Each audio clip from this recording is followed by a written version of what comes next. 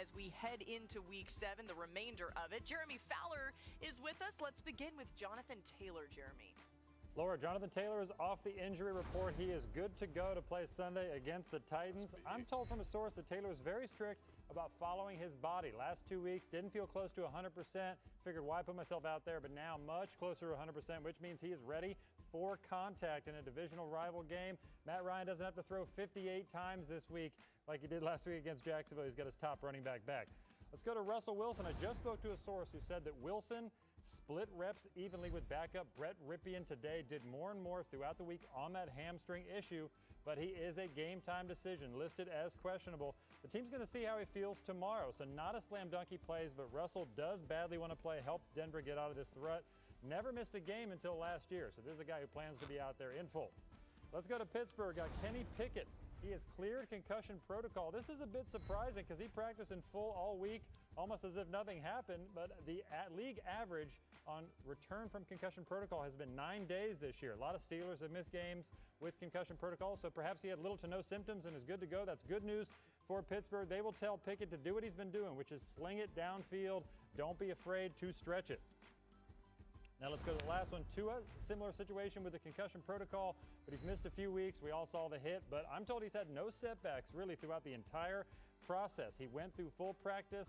The last check mark really was for him to practice today in full and look good and feel comfortable like he had been in previous days. Everything looked really good. And so the Dolphins could establish the run a little more, maybe move the pocket at times to protect him at all costs from taking another hit. But I'm told otherwise there are really no setbacks or preventions here. They're going to let him go do his thing. Yeah, it'll be great to see him back out there and hope for the best. Thanks to Jeremy for all the information there. Let's continue with Miami and Tua Tagovailoa. The drop-off from quarterback play between Tua to Teddy Bridgewater and Skylar Thompson has been huge this season. You see it there. The two combined to throw 3 touchdowns to 4 interceptions, and both their QBRs significantly below Tua. That's also because Tua was great early this season, posting an 80 total QBR, which still stands as the highest mark in the NFL entering Week 7. Despite the time that he's missed. Here's Raheem Mostert, his teammate, with RC on the pivot, talking about Tua's return. Greatest podcast in the land. He just comes back, and it's just like an aura around the whole huddle. Like, we had practice with him earlier today, and, like, you could just tell the aura and, like, the demand that he's asking throughout his players, like, his teammates, his brothers. Like, it's different. Like, y'all know that huddle. Y'all know that guy that come in, and y'all like, oh, yeah, we got to rally around this guy. That's definitely Tua.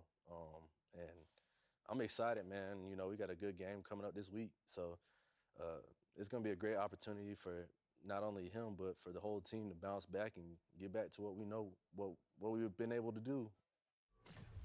You know, RC, I found this fascinating because there are the people who have doubted Tua and questioned him, questioned his leadership and some of the things. And that certainly dispels all of it. What did you take away from Raheem? I was shocked.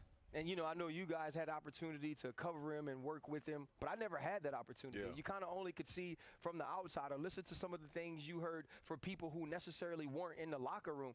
And you could see it on Raheem's face when he talked about Tua Tagovailoa that he believes in him.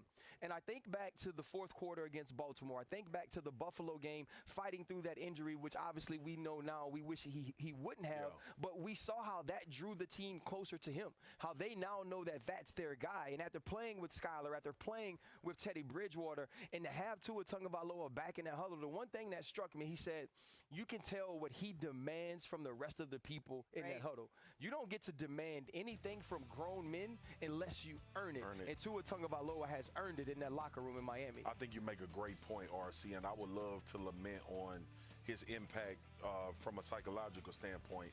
But I want to focus because unfairly he was judged before he even had a sample size. You're right. He's a good quarterback. Yeah, you're right. And you see within this system with Mike that he's able to pinpoint accuracy is his superpower. We talked about that at Alabama, speaking of covering him. And now when you have a Tyreek Hill and a Jalen Waddle and a Mike Gesicki, it's no coincidence that Miami is good in the red area. Right. Because Tua is accurate. And he understands how to get these guys the ball. And I talked about this a few days ago. You don't know what you have until it's gone. And Tua had enough of a sample size for not only the Miami Dolphins fans, but everybody around the league to understand how this offense is going to operate. And then you saw the reverse with Teddy Bridgewater.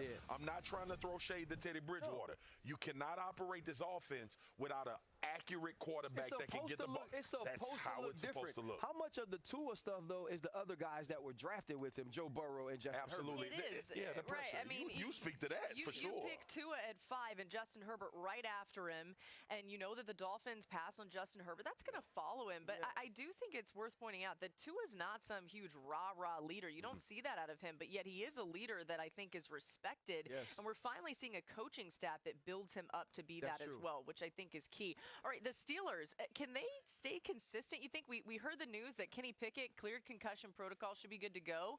Is it going to be more of what we saw last week or more of what we've seen earlier in the season? You know what? I don't necessarily know if they play as well as they played last week, but Marcus understands, like, you have to build that confidence. It was a great response to what we saw in Buffalo, and I believe Coach Tomlin will coach them the same way. He'll continue to talk about the ways that they lost or the things that they didn't do as well as they should have against the Tampa Bay Buccaneers. But it's going to be difficult against the Miami Dolphins, but I think they have the coach to do it, and also leaders like Cam Hayward who understand what the Steeler way truly is. Who are you picking?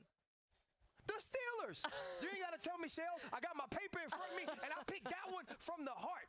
You know what? The LSU being on campus, it brought the homer out of me. Yeah, you pick homer. And at least if I lose, everybody in Pittsburgh will be like, RC picked us. You only got him winning by 1 point. I mean, it's a good pick. Okay, what you doing? Absolutely glad Steelers you or admitted Dolphins? you're a homer, so I'm not alone Fine anymore. with me. Okay, I'm taking the Dolphins. All right, Nice. my bad, dog. You do this to me with the Cowboys all the time. I respect I'm that. taking the Dolphins 20-17.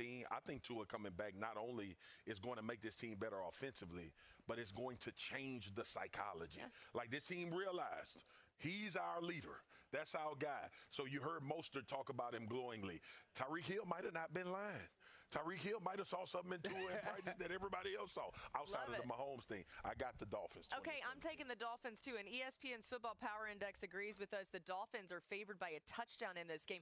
Let's get to some other game picks for this week. RC, Giants versus Jags. Who you taking? Listen, I'm going with the Giants. I am drinking all of the Kool-Aid that Brian Daboll is making, and he's not making that Kool-Aid that's not full of sugar. He is pouring it like we saw on House Party. He is doing such a great job of making this team believe in themselves, continue to fight, and find ways to win games toward the end with making crucial plays in situational football moments. That thing got so much sugar in it, it clump up. Okay, listen, I got Jets and Broncos, and guess what, America? I'm taking the Jets because they are good. That's a good football team, man. I think defensive line-wise is where they are going to dominate. We saw the Denver Broncos offensive line struggle mightily against the Los Angeles Chargers the last time out. This ain't the team you want to play with a struggling offensive line. Russ hamstring may not be mobile enough. Quentin Williams, Sheldon Rankins, Carl Lawson, Franklin Myers, they coming. And this defense on the back end is just as good as anybody with sauce. Hey, look to me. I'm going to take the Chargers over the Seahawks. And we just watched the Chargers play one of the worst games we've ever seen against the Denver Broncos. But in the end, Justin Herbert found a way to make a play to win the game. Also, when you look at the blitz package that was deployed by the Los Angeles Chargers defensively, it really affected Russell Wilson. So I expect them to come after Geno. But I've seen Geno make plays throughout the season. The Chargers have a little bit too much offense for the Seahawks to overcome. And then the Colts, Titans, I'm taking the Colts. Earlier this year, I said Matt Ryan looks like Tom Brady's age. And now Matt Ryan is starting to place the ball really well. He's understanding this offense, kind of getting Frank Reich off that hot seat when you start trying to interchange these quarterbacks, figuring out offensively, but defensively. DeForest Buckner is the one that I think it's a great group of D tackles playing in this game. I think Buckner might have the best day, even though Simmons and Archery is on the other side of the ball.